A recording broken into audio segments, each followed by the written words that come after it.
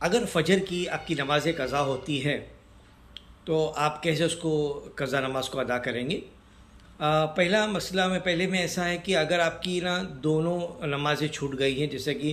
سنت بھی فجر کی چھوٹ گئی ہیں اور فرض بھی فجر کی چھوٹ گئی ہیں، تو ایسے میں آپ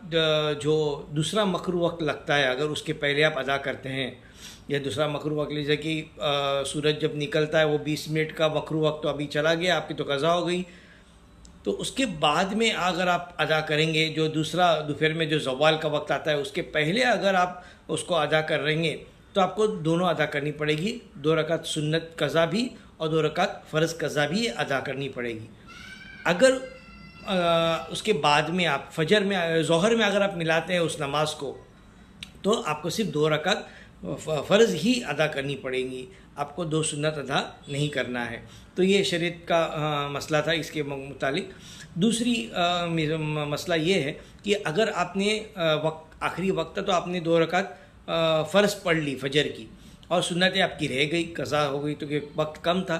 تو ابھی 20 منٹ تو اس کے بعد میں کوئی نماز نہیں ہوگی۔ آپ نے جو کبھی بھی فجر کی نماز کے 2 رکعت جو فرض پڑھتے اس کے بعد میں کوئی نمازیں نہیں ہوتی ہے، تو آپ کیا کریں گے، وہ جو 20 منٹ کا جو وقت ہے جو مکروہ وقت ہے اس کے بعد میں آپ چاہیں تو آپ وہ 2 رکعت سنتیں آپ